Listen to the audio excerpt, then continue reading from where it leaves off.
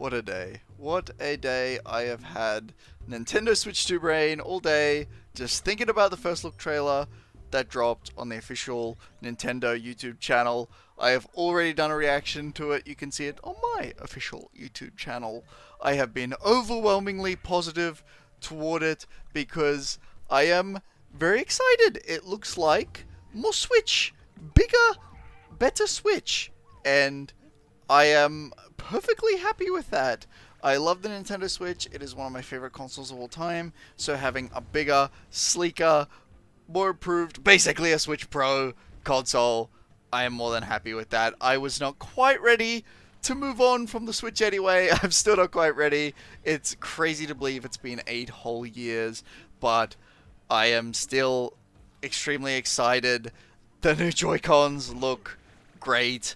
The fact that my big caveman hands are going to have a better time. The tiny little Joy-Cons that I had to wrap around and press the 2 little buttons and hurt my fingers playing on were a bit ridiculous. So the new improved Joy-Cons are certainly something that I'm looking forward to. I find it a little bit weird that they're gonna click in. It wasn't a detail that I really took too much notice of initially, that they have to click in instead of slide down, because it means that essentially all the Joy-Cons for the Nintendo Switch are redundant, I think. Maybe they'll have a fix for that, but, well, redundant for the Switch 2. They would just not be backwards compatible. But that's fine, it looks great. But there still is a giant yellow elephant in the room with a hijab named Jerry. He's a big elephant, and that is the Nintendo Switch ports by third-party developers. And it's a problem. It's a problem. I'm not going to sugarcoat it. I'm actually going to be serious about it. For too long, the Nintendo Switch and Nintendo systems have been a place where terrible third-party ports have gone to die miserable deaths on the Nintendo eShop. It has created a real insecurity among consumers. When people go to buy games, especially AAA titles, they usually assume the Nintendo Switch version will be a horrible, sloppy, and underbaked port. They will buy the PlayStation or Xbox version instead, just to be safe. Nintendo need to bring back their stamp of quality assurance thing. I mean, look at the history. Life is Strange Double Exposure just came out, and it's got a bug in it, aside from just looking terrible compared to the other ports. It's got a bug in it that literally erases the save and makes it unrecoverable. It's unacceptable. I remember Black Sad Under the Skin from Microids. That port was terrible on the Nintendo Switch. The FIFA Legacy Edition, WWE 2K18, who can forget that? Mortal Kombat 1, Batman Arkham Knight on the Switch, just a long laundry list of terrible Switch ports that were unacceptable. It's a real elephant in the room, man. If Nintendo really want to capture more than just the OG Nintendo Switch fans, they have to communicate to people that their new system will be suitable for third-party titles, that they won't have to have 2 consoles in case they like Nintendo but still want to play the new Assassin's Creed or Call of Duty or games like that. Here's the good news though. The Nintendo Switch 2 looks awesome. I am not a tech person. I am a literal caveman, so specs look like Egyptian calligraphy to me, but I am told the Switch 2 is going to really hold up, especially to its competitors like the Steam Deck and systems like that. I have faith that the Nintendo Switch 2 is going to end the terrible cycle of rush ports. I really have faith in that. I am really looking forward to this system, man. You have no idea.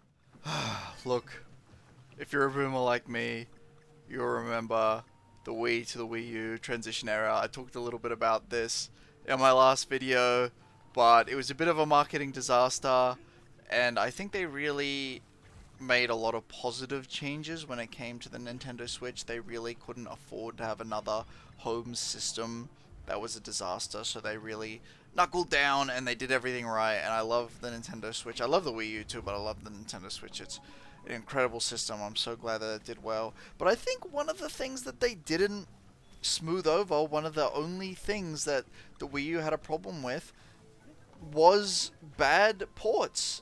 And that came over to the Switch too, and it was really disappointing because I was really hoping that they would enter sort of an actual realm of competitiveness with PlayStation or Xbox, and I know that a lot of people are happy with it not being that, and I'm kind of okay with that too. But it's just when you have numbers brain and you just want to see Nintendo numbers go up and you get happy for them when that happens, that's an element that I feel that they need to fix. I remember with the Wii U, the Watch Dogs port. I don't know if anybody remembers that. Now, I actually have a hard copy of Watch Dogs for Wii U, but I never played it. But I heard it was terrible. It came out several months with multiple delays after Watch Dogs had come out on all the other systems, and when it eventually came out, there were reports of really terrible sales figures because they were already kicking the can down the road, Ubisoft, and they were alluding to it being a pretty terrible port anyway. And so when it finally came out, people weren't really interested. Everyone had already played it anyway, and I know Watch Dogs already had its own problems on the systems it ran well on. So, it's just, you don't want to see that happen. I remember I loved Black Ops 2 for the Wii U, but it was certainly the worst port, and it didn't have any DLC, and that was a shame. The Call of Duty Ghosts had limited DLC support as well, and so that was really disappointing. Devil's Third, I know that wasn't a port, that was actually made for the Wii U, and it was just kind of disheartening how that turned out, because I gotta be honest, I really love that game. I've got a few hard copies of that game. I really do enjoy it, but technically it could have been better. It was a real opportunity for Nintendo to show that they were ready to breach the sort of EA whatever market. I keep calling it that, but you know what I mean, just AAA market. But they really fumbled the bag with the Wii U on that area, and I think it's just something they didn't smooth over as well as they could have with the Nintendo Switch, although there were some surprise third-party titles like Doom 2016 and games like that that did run surprisingly well on the system.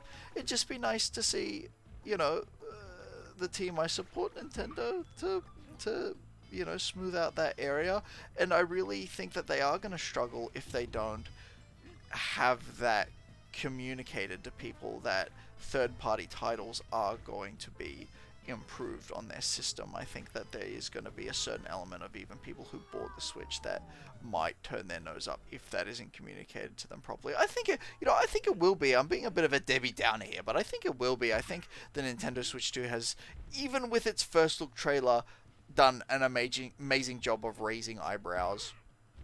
So I've got a lot of faith in Nintendo, but obviously we'll see. Nintendo, as I said in my last video, notoriously unpredictable, but I'm really excited for the Nintendo Switch 2 regardless. So weird to say that, Nintendo Switch 2.